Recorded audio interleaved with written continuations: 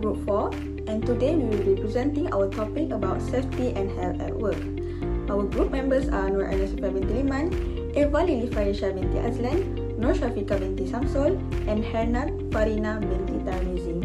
We choose safety and health at work because it is one of the most important and current issue in today's workplace. As workplace continue to evolve, concerns related to employee safety and well-being have become more common and require greater attention. Creating a safe and healthy working environment is essential for both employee and organization. My name is Nur Aina Sofia binti Liman. Now I will explain the first impact of safety and health issue in the workplace, which is burnout. Burnout is a state of physical, mental, and emotional exhaustion because of continuous work-related stress.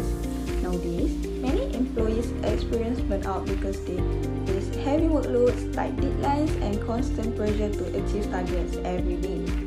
For example, some employees continue responding to work message or email even after office hours, making it difficult for them to fully rest. As a result, they become physically and mentally exhausted, making it harder to concentrate, stay focused, and complete their tasks efficiently. They may also make more mistakes, miss deadlines, and produce lower quality work, which reduce the organization's overall productivity. In addition, burnout also affects employees' emotional well-being and work-life balance. Employees may feel overwhelmed, emotionally drained, anxious, and gradually lose motivation to perform their jobs. At the same time, they often spend too much time thinking about or dealing with work, leaving less time for their family, friends, and personal activities. This imbalance can lower their overall quality of life and negatively affect their job performance. Hi, my name is Nur Shafika binti Shamsul. I'm a matrix number 2025-184-225. As my teammate just explained, burnout is a severe impact that drains an employee's physical and emotional energy. However, to address this issue, we cannot simply expect employees to work harder. Instead, we need strategic, systematic solutions from the organizational side. Today, I will present 3 key solutions to directly combat this problem. First, we propose implementing a right to disconnect policy. This means establishing strict boundaries where work emails and messages are banned after hours, allowing employees to mentally log off and recharge. Second, we must introduce a flexible or hybrid working hours. Giving employees control over their schedule instantly reduces commuting stress and improves their work-life balance.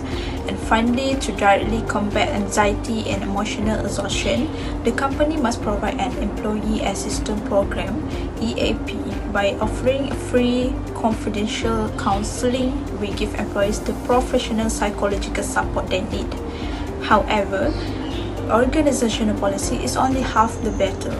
To truly solve this problem, structural support from HR must go hand in hand with personal boundaries from the employees themselves. By combining these two approaches, we can rebuild a healthy work-life balance. Assalamualaikum. My name is Eva Lili Farisha binti Azlan and my metro number is 2026103917. Today, I would like to talk about 3 impacts of hazard in the workplace. Hazard can cause many serious problems if they are not properly identified and controlled. Therefore, it's important for everyone in the organization to understand how hazard can affect both employees and the company. First, injuries and health problem hazard in the workplace can lead to different types of accidents such as cut, burn, slip, trip, and fall. In more serious cases, employees may suffer from broken bones or permanent injuries. Besides the some hazards such as exposure, the chemical, dust, or loud noise can also cause long-term health problems like respiratory disease or hearing loss. This effect can reduce the quality of life of work. Second, reduce productivity. When employees get injured or become sick due to the workplace hazard, they may need to take medical leave or rest for the long period. This will affect the work cycle and delay important tasks. As a result, the overall productivity of the organization will decrease because fewer employees are able to complete their work on time. This can also affect teamwork and efficiency in the work workplace. Lastly, financial and legal consumption. Workplace accident can cause company to face high costs, including medical expenses, compensation payment, and repair costs from damaged equipment. In addition, if the organization fails to follow safety regulation, it may also face litigation, penalty, or fines. This problem can affect the financial stability and reputation of the company. In conclusion, hazard in the workplace can have serious impacts such as causing injuries and health problems, reduced productivity, and leading to financial and legal protection. Therefore, it's very important for organizations to take proper action to identify and control hazard in order to create a safe and healthy working environment. Assalamualaikum and salam sejahtera. My name is Hina Farina Matarmizi and I am from class MBTM1D. After hearing the issue faced in the workplace, the next important question is, how can we solve them? The first solution is to implement an organizational safety policy or safety regulations.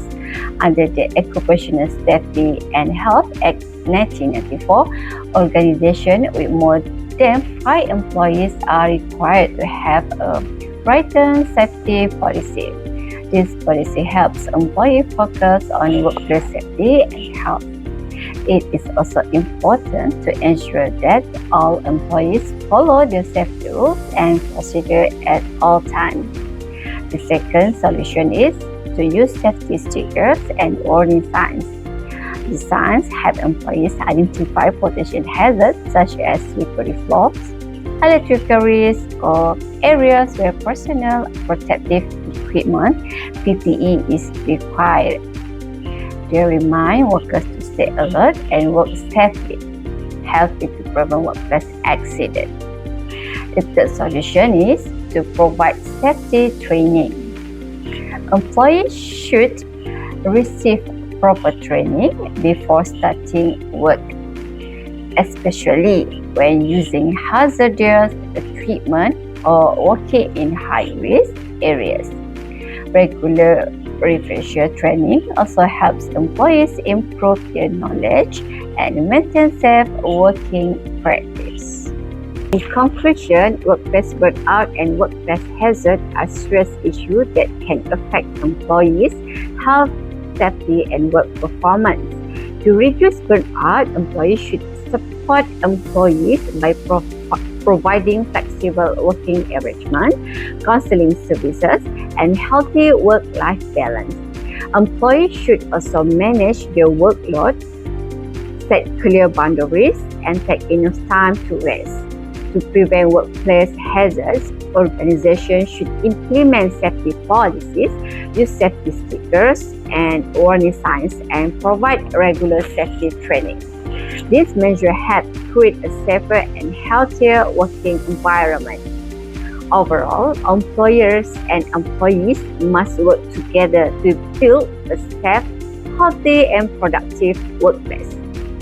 By taking these steps, organizations can improve employee well-being, reduce workplace risk, and achieve long-term success. Thank you.